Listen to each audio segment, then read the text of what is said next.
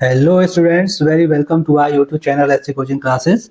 In this video, we will discuss our very first video on chemistry test paper series, जो कि आपके आने वाले एग्जाम यूपी पीजीटी केमिस्ट्री और KVS, NVS, EMRS tier 2 exam के लिए हेल्पफुल रहेगी। यूपी पीजीटी के सभी क्वेश्चंस एमसीक्यूज होते हैं, पर केवीएस, एनवीएस के टायर 2 एग्जाम में ऑब्जेक्टिव और डेस्क्रिप्टिव दोनों तरह के क्वेश्चंस आएंगे। हम डेस्क्रिप्टिव क्वेश्चंस पर भी वीडियो आपके लिए लेकर आने वाले हैं। अगर आपको ये वीडियो अच्छी लगे तो इसे लाइक कीजिए और अपने फ्रेंड्स के साथ शेयर कीजिए और हमारे चैनल SC कोचिंग क्लासेस को सब्सक्राइब जरूर कर लें। तो चलिए शुरू करते हैं आज के इस टेस्ट पेपर का पहला क्वेश्चन। क्वेश्चन है, ये हमें एक इक्वेशन दी है, N2 गैस रिएक्ट कर रही है ऑक्सीजन गैस से और क्या मिल रहा है हमें, ट्वाइस NO गैस, जिसके लिए डेल्टा H की वैल्यू दी हुई है पॉजिटिव में 180 किलो जूल पर मोल। पूछ रहा है which of the following are true for the equilibrium reaction given below. यहां पर बिलो आएगा, गिवन बिलो। फर्स्ट है the volume change at constant pressure does not affect the equilibrium. सही बात है। When total number of moles, देखिए यहां पर रिएक्टेंट साइड में कितने नंबर ऑफ मोल्स हैं, 2, और यहां भी कितने हैं, 2 हैं, तो दोनों साइड में क्या है, total number of moles equal हैं।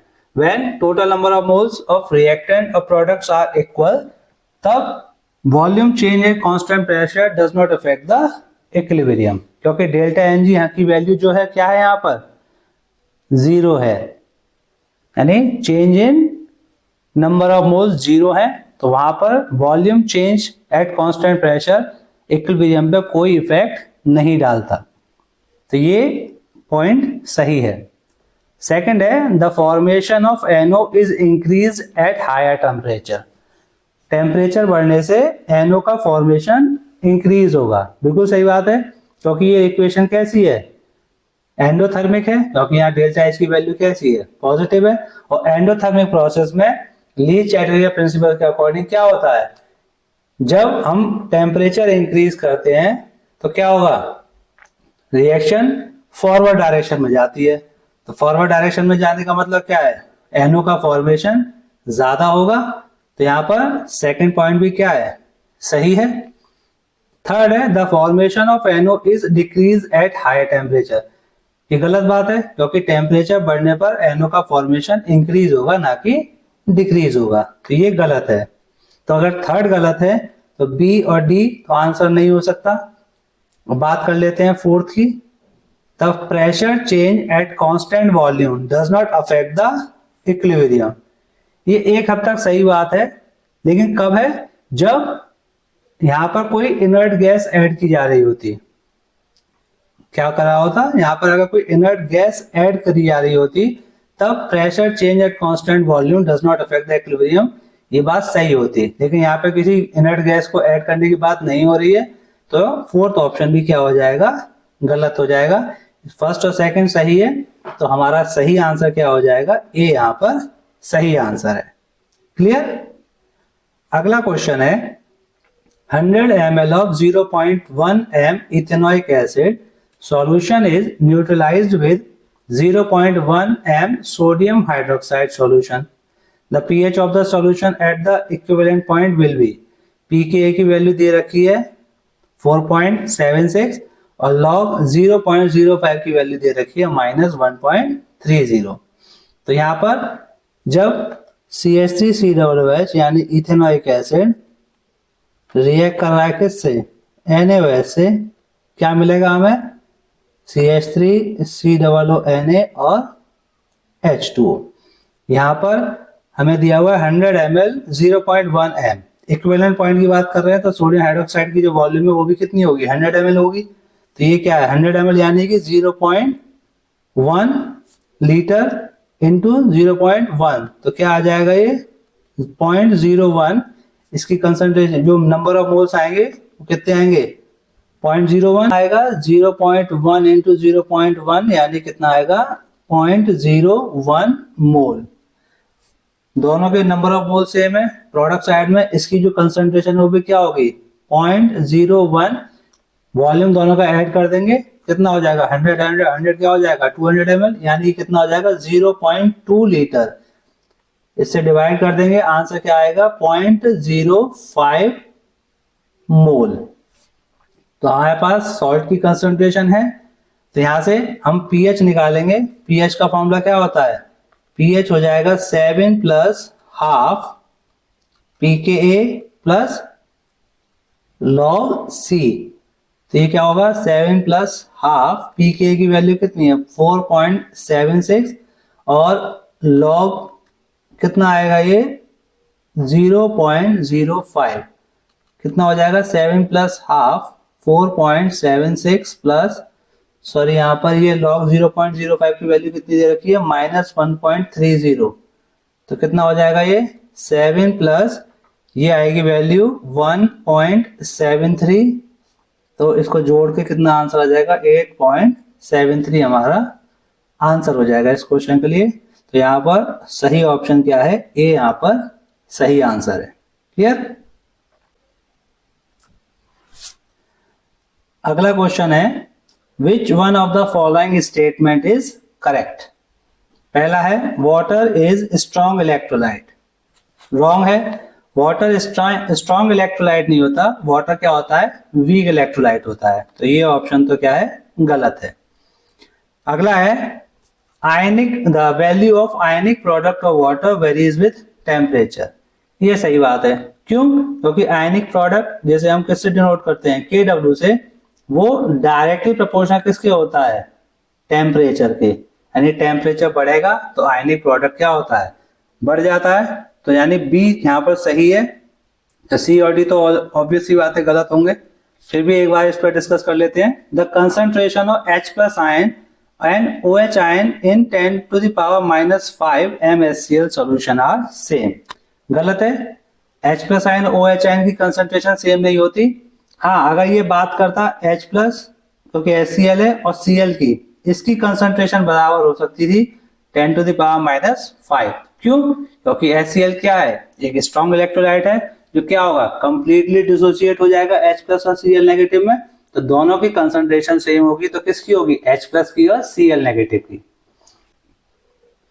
नेक्स्ट पॉइंट है the ionization constant and ionic product of water are same, ये भी गलत बात है, क्योंकि Ka यानी ionization constant not equals to होगा किसके आयनिक प्रोडक्ट के, क्योंकि ये दोनों क्या टेक्निकली डिफरेंट क्वांटिटी होती है, इसलिए दोनों सेम नहीं होती। तो हमारा सही आंसर क्या है इसके लिए, बी सही आंसर है। क्लियर। अगला क्वेश्चन है which one of the following represent the correct order of the acidity among CO2, SO2 and SO3। बात करें SO3, SO2 और CO2 की, तो यहाँ पर सल्फर की जो ऑक्सीडेशन स्टेट होगी +6 होगी, यहाँ +4 होगी और यहाँ इसकी क्या होगी +4 होगी। तो जितना ज्यादा ऑक्सीडेशन स्टेट उतनी ज्यादा एसिडिटी, तो सबसे ज्यादा जो एसिडिक होगा वो कौन होगा SO3 होगा, और SO2 और CO2 में ज्यादा एसिडिक कौन होगा SO2 होगा, क्योंकि सल्फर के ऑक्साइड कार्बन के ऑक्साइड से ज्यादा एसिडिक होते हैं। तो जो करेक्ट ऑर्डर हो जाएगा SO3 greater than SO2 greater than CO2। तो सही आंसर क्या है यहाँ पर, ए यहाँ पर सही आंसर है।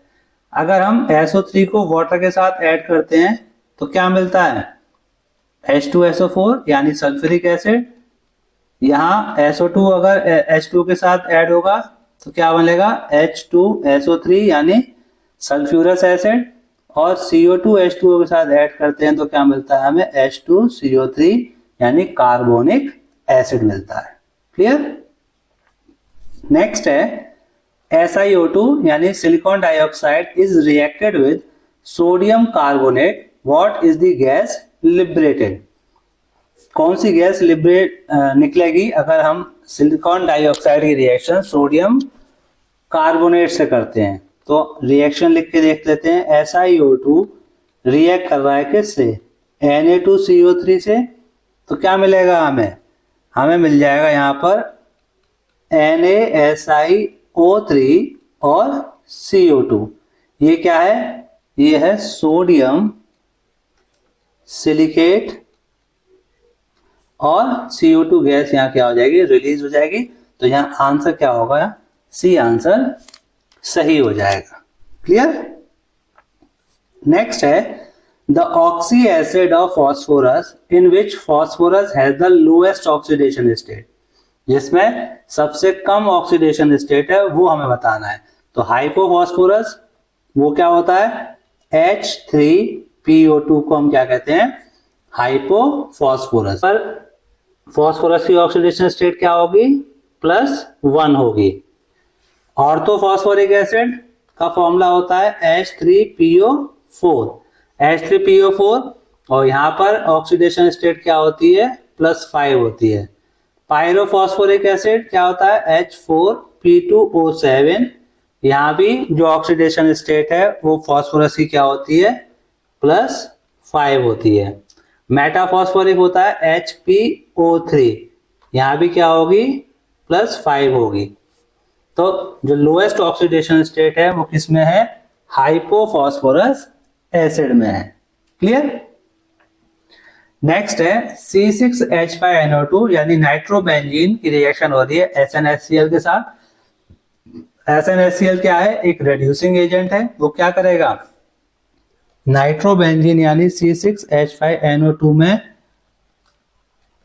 NO2 को क्या कर देगा, रेड्यूस कर देगा, और क्या बना देगा, C6H5NH2। क्या बनाइए, एनिलीन। और ये एनिलीन रिएक्ट करेगा किससे, C6H5COCl से। क्या होगा, यहां जो प्रोडक्ट मिलेगा वो क्या मिलेगा, C6H5NHCO, C6H5, और बाई प्रोडक्ट क्या मिलेगा, HCl। तो ये जो प्रोडक्ट है इसे हम क्या कहते हैं, बेंजेनिलाइड कहते हैं। तो हमारा आंसर क्या हो जाएगा, बी यहां पर सही आंसर हो जाएगा। क्लियर। अगला क्वेश्चन है lead acetate test confirm the presence of sulphide by formation of yellow PPT, black PPT, purple या वायलेट पीपीटी। तो क्या होता है यहाँ पर, lead acetate test confirm the presence of sulphide ion. Sulphide ion क्या होते हैं, H2 negative ion, by producing black PPT of lead sulphide. और रिएक्शन क्या होती है इसकी, lead acetate CH3COO whole twice किससे रिएक्ट कर रहा है, H2S या H2 नेगेटिव से, और क्या बनाएगा यहाँ पर, लेड सल्फाइड का क्या बना देगा, पीपीटी बना देगा। कैसा, ब्लैक पीपीटी, और साथ में हमें क्या मिल जाएगा, ट्वाइस CH3COOH एसिटिक एसिड। तो यहाँ पर जो पीपीटी मिलता है वो क्या मिलता है, ब्लैक पीपीटी मिलता है। क्लियर। नेक्स्ट क्वेश्चन है increase in the concentration of OH ions, OH negative ions in a solution leads to which of the following, increase in acidity, decrease in acidity, increase in basicity, और D है B and C both. यानी OH ion की कंसंट्रेशन increase होने पर solution में क्या होगा, एसिडिटी इंक्रीज होगी या डिक्रीज होगी या बेसिसिटी इंक्रीज होगी। OH आयन की कंसंट्रेशन का बढ़ना डायरेक्टली अफेक्ट करता है सॉल्यूशन के पीएच को। OH नेगेटिव आयन की कंसंट्रेशन बढ़ेगी, सॉल्यूशन क्या हो जाएगा, मोर बेसिक हो जाएगा। अगर बेसिक होगा यानी बेसिसिटी क्या होगी, इंक्रीज होगी। लेकिन अगर बेसिसिटी इंक्रीज होगी तो क्या हो रहा होगा, एसिडिटी भी तो डिक्रीज हो रही होगी। तो यहाँ पर बी और सी दोनों सही है, बेसिसिटी इंक्रीज होगी और एसिडिटी डिक्रीज होगी। तो जो सही आंसर हो जाएगा वो क्या हो जाएगा, B and C both are correct. Last question है photo oxidation is photo respiration, photolysis, light and oxygen induce breakdown या ऑल। तो देखिए फोटो ऑक्सीडेशन का मतलब क्या है, ऑक्सीडेशन होगा in the presence of light. तो लाइट की प्रेजेंस में जहां फोटो आ गया इसका मतलब वहां प्रेजेंस किसकी है, लाइट। तो फोटो रेस्पिरेशन में भी क्या हो रही होगी, लाइट की प्रेजेंस होगी। फोटोलिसिस में भी क्या हो रहा होगा, लाइट की प्रेजेंस होगी। और सी ऑप्शन में तो लाइट और ऑक्सीजन दोनों की ही प्रेजेंस है। तो यहाँ पर तीनों ही सही आंसर है। तो हमारा यहाँ पर डी क्या होगा, सही जवाब होगा। क्लियर। तो ये था केमिस्ट्री का पहला टेस्ट पेपर। अगर आपको वीडियो अच्छी लगी हो तो इसे लाइक कीजिए, अपने फ्रेंड्स के साथ शेयर कीजिए और हमारे चैनल एसपी कोचिंग क्लास को सब्सक्राइब जरूर कर लें ताकि इस तरह की और वीडियोस आपके पास सबसे पहले पहुंचे। चलिए मिलते हैं अगली वीडियो में, तब तक के लिए धन्यवाद।